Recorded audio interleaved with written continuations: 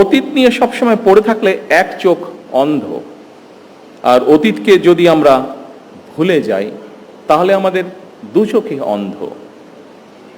সুতরাং আমরা যেমন অতীতকে একদম ভুলে যাব না, ভুলে যাওয়া চলবে না, ঠিক একইভাবে অতীতেও আমরা দেখেছি, খুব বেশি দিন না, নিকট অতীতেও আমরা দেখেছি যে অতীত নিয়ে এত বেশি চর্চা হয়েছে যেটা আমাদের সামনে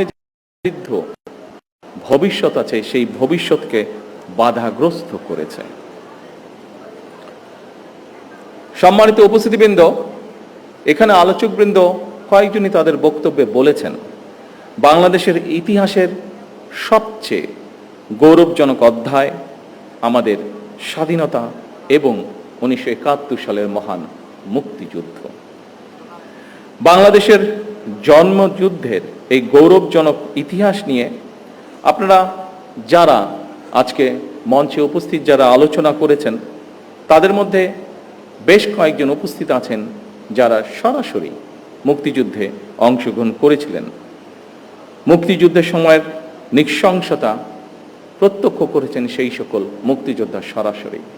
আমরা যারা ছোট ছিলাম বা আমাদের সাথে যারা ছিলেন, আমাদের থেকে একটু বড় ছিলেন, তারা আমরা বিভিন্নভাবে সেটি মিডিয়া হোক, বই পুস্তকের মাধ্যমে, বিভিন্ন দলিলের মাধ্যমে আমরা সেটি দেখেছি। কিন্তু আমাদের সম্মানিত মহাসচিব তার বক্তব্যে বলে গেছেন শেষ পর্যন্ত তৎকালীন বিশ্বে অন্যতম শক্তিশালী সেনাবাহিনী ছিল, তাদের বিরুদ্ধে আমরা আমাদের বিজয় ছিনিয়ে এনেছিলাম এই বাংলাদেশের মানুষ। সুতরাং প্রজন্ম ধরে স্বাধীনতা এবং মুক্তিযুদ্ধের যে গৌরব গাথা তা নিয়ে আলোচনা হবে, গবেষণা চলবে এবং এটাই স্বাভাবিক ব্যাপার। তবে আলোচনা, সমালোচনা কিংবা গবেষণার নামে এমন কিছু করা বা বলা অবশ্যই আমাদের জন্য ঠিক হবে না যেটি আমাদের স্বাধীনতা এবং মুক্তিযুদ্ধের যে গৌরব ইতিহাস তাকে কোনোভাবে খাটো করতে পারে। সম্মানিত উপস্থিতিবৃন্দ, সম্মানিত সভাপতি, মঞ্চে উপস্থিত আলোচকবৃন্দ, বাংলাদেশের স্বাধীনতার ঘোষণা এবং এর প্রেক্ষাপট নিয়ে আপনাদের বক্তব্যে অনেক তথ্য উঠে এসেছে, অনেক অজানা তথ্য যা এই মঞ্চে সহ অথবা সামনে যারা বসে আছেন, বাইরেও বহু মানুষ আজকের এই আলোচনা শুনছেন, অনেকেরই হয়তো অনেক কিছু জানা ছিল না, কিন্তু আলোচকবৃন্দের বক্তব্যে আজকে এই রকম অনেকগুলো বিষয় উঠে এসেছে। আজকে বাইরে এখানে আসার সময় আমি দেখেছি তরুণ প্রজন্মের অনেক সদস্য ভিতরে আসতে পারেননি, জায়গা সংকুলনের কারণে তারা ভিড় করেছেন। আমি একটু আগে মহাসচিব সাহেবকে বলছিলাম আমাদের এখানে ভেতরে হলরুমেও আজকে অনেক নতুন তরুণগুলো আমরা দেখতে পাচ্ছি। সেই তরুণ প্রজন্মের দৃষ্টি আকর্ষণ করে খুব সংক্ষেপে দু একটি কথা আমি বলতে চাই। বাংলাদেশের স্বাধীনতা এবং মুক্তিযুদ্ধের অন্যতম অনিবার্য চরিত্র শহীদ রাষ্ট্রপতি জিয়াউর রহমান।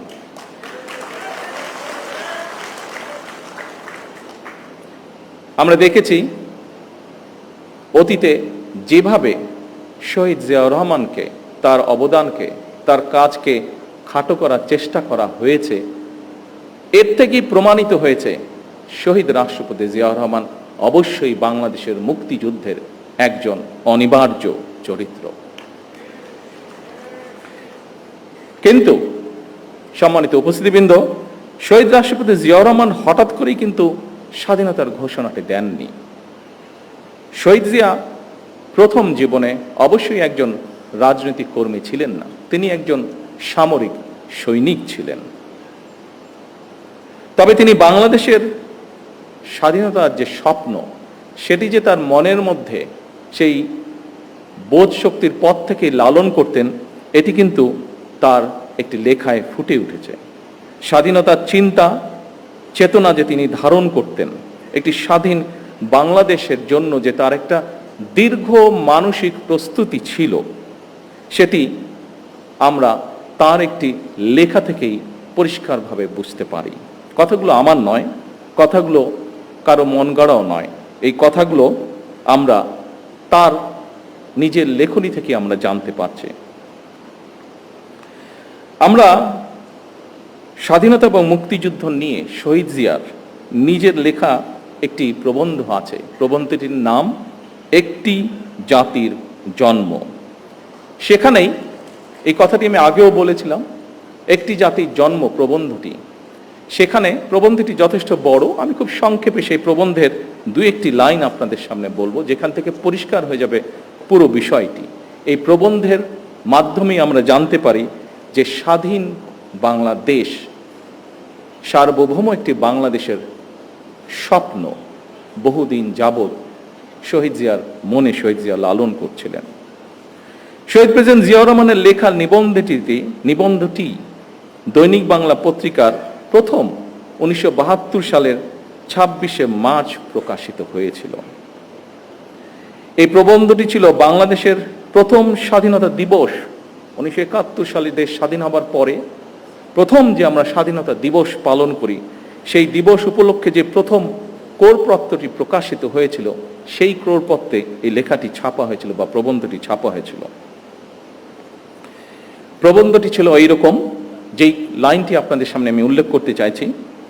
এই প্রবন্ধটি বা নিবন্ধটির শেষ প্যারায় শহীদ জিয়াউর রহমান লিখেছিলেন, তখন রাত 2:15 26শে মার্চ 1971 সাল।